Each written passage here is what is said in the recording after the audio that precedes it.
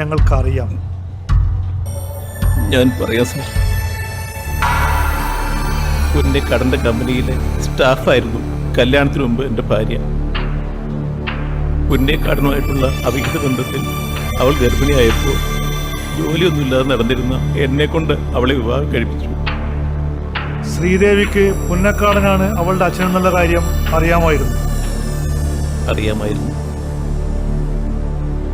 മദ്യപിച്ച് ലക്കില്ലാതെ ആവുമ്പോൾ എൻ്റെ ഭാര്യ എന്നെ വഴക്ക് പറയും.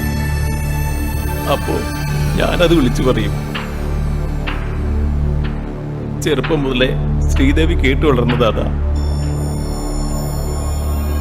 മരിക്കുന്നതിന് 2 ദിവസം മുമ്പ്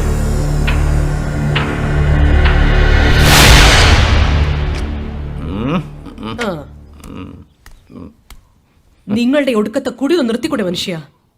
ഞാനൊരു കുടിയനായിരുന്നു എന്നുള്ള സത്യ, പക്ഷേ എന്നെ മൊഴിക്കുടിയനാക്കി നീയാ. പുണ്യക്കാരനും നീ കൂടി എന്നെ ചതിച്ചതല്ലടി. പണിയെടുക്കാതെ ജീവിക്കാൻ വേണ്ടി നിങ്ങൾ എന്നെ ഏറ്റെടുത്തതല്ലേ? എന്നിട്ട് മാസം പോയി എണ്ണി മേടിക്കുന്നുണ്ടല്ലോ. വല്ലവൻ്റെ കൊച്ചിനെ ചോക്കുന്നതിനെ എനിക്കുള്ള കൂലിയാ. നിന്റെ ജാനസന്ധിയുടെ അച്ഛനായിട്ട് വേഷം കെട്ടി നടക്കുന്നതിനെ എനിക്കുള്ള പ്രതിഫല. അല്ല പിന്നെ അവളെന്നെ പഠിപ്പിക്കാൻ ആത്മഹത്യ ചെയ്താൽ മതിയായിരുന്നു. ഇയാളുടെ കൂടെ ജീവിക്കുന്നതിലും ഭേദം അതായിരുന്നു. എനിക്ക് എന്റെ അച്ഛന്റെ മകളായിട്ട് അറിയപ്പെടണം. ചെറുപ്പം മുതലേ ഞാൻ കേൾക്കുന്നതാ അച്ഛൻ എന്ന് വിളിക്കുന്ന ആളിൽ നിന്ന്. നാളെ എന്റെ ഭർത്താവ് ഇത് അറിയും.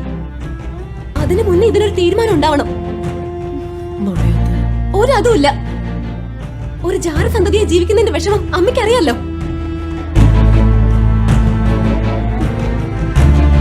ഓർമ്മ വെച്ച നാളെ മുതൽ ഇന്ന് വരെ ഒന്ന് മനസ്സോർന്ന് ഞാൻ ചിരിച്ചിട്ടില്ല. ചിരിക്കാൻ എനിക്ക് പറ്റുന്നില്ല. അമ്മ ഇതിനൊരു പരിഹാരം ഉണ്ടാക്കിയില്ലെങ്കിൽ ഞാൻ നേരിട്ട് പോവും. അയാൾ എന്നെ അംഗീകരിച്ചില്ലെങ്കിൽ ഞാൻ ഈ ലോകത്തോട് മുഴുവൻ വിളിച്ചു പറയും എന്റെ അച്ഛൻ പുന്നക്കാടിലാണെന്ന്. ഞാൻ പോവാ, പോയി പറയാം.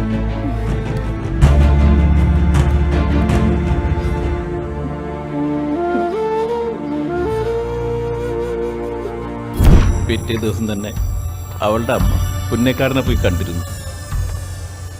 അവര് തമ്മിൽ എന്ത് സംസാരിച്ചെന്നൊന്നും എനിക്കറിയില്ല സാറേ. ഓക്കെ ശ്രീദേവിയെ കൊന്നതാണ്. എനിക്കറിയില്ല സാറേ. ആ ചെരവത്തടി എവിടെയാണ്?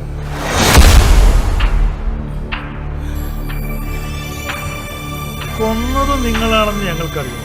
ഇനി അതെന്തിനാണെന്ന് മാത്രം പറഞ്ഞാൽ മതി.